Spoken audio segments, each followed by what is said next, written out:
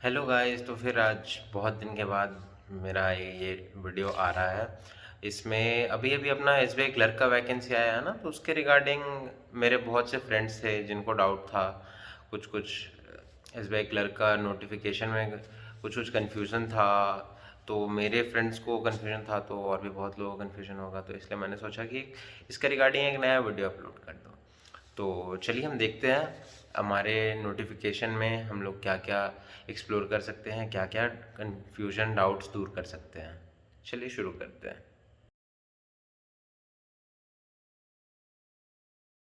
हाँ तो फ्रेंड्स, जैसा कि हम लोग सबको पता है एसबीआई क्लर्क अपना वैकेंसी लाया है इस बार। Advertisement number CRPTCR 2021-2209, recruitment of junior associates customer supports and sales के नाम से, जो कि इन शॉर्ट बोले तो अपना एसबीआई क्लर्क का वैकेंसी है, जो कि 27 अप्रैल 2021 से इसका रजिस्ट्रेशन स्टार्ट है, जो चलेगा 17 मई तक।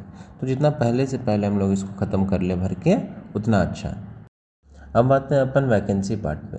वैकेंसी जैसा कि हम लोग सबको पता है, इस बार 5,000 से 5,500 वैकेंसीज आई हैं एसबीआई की, जो कि एसबीआई के डिफरेंट सर्कल्स और स्टेट इनमें बांटा हुआ है।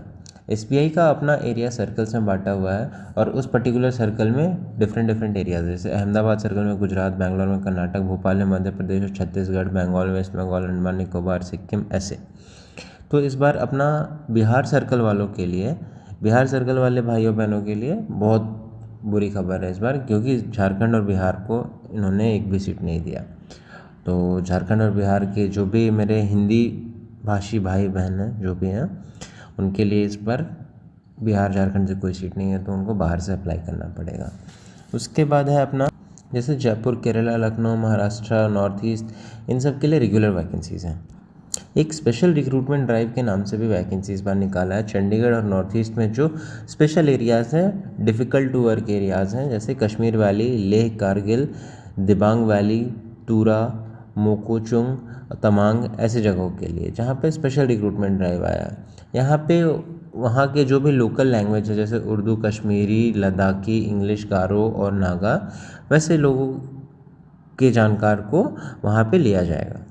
इस बार के वैकेंसी पोर्शन में हम लोग एक नया चीज़ देखे हैं, जो कि लिखा हुआ, there is no provision for inter circle transfer और inter state transfer for junior associate to be recruited. ऐसा पिछले 2 साल के वैकेंसीज़ में नहीं था। पहले ईयर स्पेसिफाई कर देते थे कि 5 साल के बाद आईसीटी ले सकते हैं, 5 साल के बाद स्टेट ट्रांसफ़र कर सकते हैं, लेकिन इस बार ईयर कहीं मेंशन नहीं किया हुआ। तो इस बार अगर आप क्लरिकल कैडर में ज्वाइन करते हैं और क्लरिकल कैडर में ही रहना चाहते हैं ज़िंदगी भर, तो आपको स्टेट या सर्कल चेंज करने का ऑप्शन नहीं है। हाँ, अगर आप ऑफिसर में प्रमोशन लेंगे तब आपके पास सारे ऑप्शंस खुले हैं, लेकिन जब तक आप क्लरिकल में, आपके पास रिस्पॉन्सिबिलिटी कम है, वर्क प्रेशर है, ऑफिसर बन जाने के बाद थोड़ा सा रिस्पॉन्सिबिलिटीज़ बढ़ जाती हैं और वर्क प्रेशर भी थोड़ा सा है। हालांकि उसके साथ साथ आपको ऑफिसर वाले अलाउंसेस, पर्क्स और बेनिफिट्स भी मिलेंगे, और ट्रांसफ़र का ऑप्शन हमेशा आपके पास खुला रहेगा। और ट्रांसफ़र के रिगार्डिंग कोई भी एक्स्ट्रा अगर आपके पास क्वेश्चन हो या मेरे से मिस हो गया, तो उसको आप कमेंट सेक्शन में मेरे से ज़रूर पूछिए। एज लिमिट में कोई चेंजेस नहीं है, जैसा हर साल रहता है, कम से कम 20, ज़्यादा से ज़्यादा 28। इस बार भी वैसा ही है। एज रिलैक्सेशन SC ST के लिए 5 साल का है, OBC के लिए 3 साल का। ये तो जनरल है, हम सब जानते हैं। इसका फ़ीस भी इस बार भी वही है। SC ST PWDs के लिए 0 है, कोई नहीं है, और जनरल OBC के लिए 750 रुपीज़ है। अपना जो एकेडमिक क्वालिफ़िकेशन है, ये इसमें भी कोई चेंजेस नहीं है। ये भी वही अपना कि ग्रेजुएशन आप कहीं से भी करे रहो, ग्रेजुएशन ज़रूरी है। या फिर अगर आप फाइनल ईयर में हो और आपका रिज़ल्ट 16 अगस्त 2021 तक आ जाता है, 16 अगस्त 2021 तक आपका पासिंग सर्टिफिकेट आ जाता है, तो भी आप इसके लिए एलिजिबल हो। सिलेक्शन प्रोसीजर भी अपना वैसा ही चलेगा प्री और मेंस का, जिसमें कि प्री में आपका इंग्लिश, रीजनिंग और मैथ्स रहेंगे 30, 35 मार्क्स रिस्पेक्टिवली, और मेंस में आपका एक सब्जेक्ट बढ़ जाएगा, जो कि जनरल अवेयरनेस रहेगा, जिसमें कि आपका करंट अफेयर्स, स्टैटिक अवेयरनेस, ये सब, current affairs, static awareness, financial awareness, ये सब रहेगा। तो इसमें आप इंग्लिश का सब्जेक्ट छोड़ दीजिए, तो बाकी तीनों सब्जेक्ट बाईलिंगुअल हैं। आप हिंदी या इंग्लिश किसी भी लैंग्वेज में उनको दे सकते हैं। और सेपरेट टाइमिंग रहेगा हर एक सेक्शन के लिए, सेक्शनल टाइमिंग रहेगा आपका मेंस में।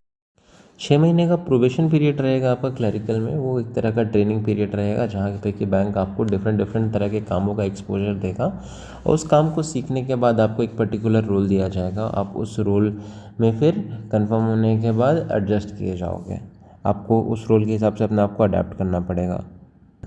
अभी सबसे इम्पॉर्टेंट चीज़ जो है अपना एडवर्टीज़मेंट में वो कि एग्ज़ाम निकालने के बाद कितना मिलेगा।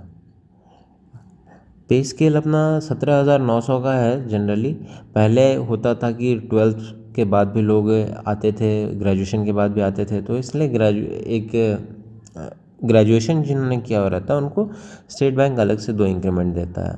तो 17,900 ऐसे नॉर्मल है, लेकिन आप ग्रेजुएशन करके जा रहे हैं क्योंकि अब तो 12th का क्राइटेरिया ही ख़त्म कर दिया, आप ग्रेजुएशन करके जा रहे हैं तो आपका बेसिक पे रहेगा अब 19,900, जो कि नॉर्मल से 2 इंक्रीमेंट ज़्यादा है। इसके साथ ही साथ आपको बेसिक के साथ तो इतना 19,900 सैलरी मिलने वाली है नहीं, तो इसके साथ आपको डीएनएस अलाउंस और स्पेशल अलाउंस के नाम से अलाउंसेस कुछ मिलेंगे, जिसके बाद आपका ग्रॉस बन के आएगा अराउंड 29,000 to 30,000। उसमें से फिर आपका एनपीएस और पीएफ कटेगा, जो उन सब का डिडक्शन के बाद आपको in hand lump sum 26,000 salary मिलेगी। सैलरी फिर आपका जो एम्यूलमेंट्स आते हैं, पर्क्स और बेनिफिट आप जो बोल लो, उस पर आपको पेट्रोल अलाउंसेस मिलेंगे। 20 लीटर का पेट्रोल अराउंड समथिंग मिलता है क्लरिकल कैडर में, और भी कुछ कुछ मिलते हैं जो कि पर मंथ अराउंड 2,000 to 3,000 वो वेरी करेगा। तो आपको हर मंथ नेट सैलरी के अलावे में रीइम्बर्समेंट भी मिलेंगे जो कि पेट्रोल के रूप में होंगे 2 to 3,000। तो आप मान लो कि हर महीने आपके इन हैंड 29,000 के अराउंड आपके पास आएंगे हर मंथ। उसके बाद अगर आप जेआईबी और सीआईबी क्लियर करते हो तो जेआईबी के साथ आपको 1 इंक्रीमेंट मिलेगा और सीआईबी आप क्लियर करोगे तो 2 इंक्रीमेंट मिलेगा। मतलब इन टोटल आपका जेआईबी और सीआईबी क्लियर करने के बाद आपको 3 इंक्रीमेंट टोटल मिलेंगे। मतलब आप मान लो 19,900 ऐसे मिल रहे हैं, उसके बाद 1,000 और 20,900 और 2,400 उसमें और जोड़ लीजिए, मतलब अराउंड 24,000 का बेसिक हो जाएगा अगर आप जेआईबी सीआईबी पहले ही साल में क्लियर कर लेते हो तो। और 24,000 का बेसिक हुआ, मतलब आपके इन हैंड सैलरी में आएंगी 33,000 34,000 के अराउंड। ये एक्चुअली ग्रॉस होगा 33,000 34,000, इन हैंड आपके आएंगे 38,000 के अराउंड, और उसके बाद रीइंबर्समेंट जो भी रहेंगे। जनरल इंस्ट्रक्शंस पे अपन ज़्यादा नहीं जाएंगे, लेकिन इस बार एच नंबर अब देखना जनरल इंस्ट्रक्शंस पे। इस पे लिखा हुआ है कि call letter of pre exam will not be collected at exam venue. मे भी शायद कोविड के चलते कैंडिडेट्स को अपना प्री का एडमिट कार्ड मेंस एग्ज़ाम तक रखना पड़ेगा। इनफैक्ट आप इसको संभाल के रखना जब तक कि आपकी ज्वाइनिंग ना हो जाए, एक तरह से याद भी रह जाती है।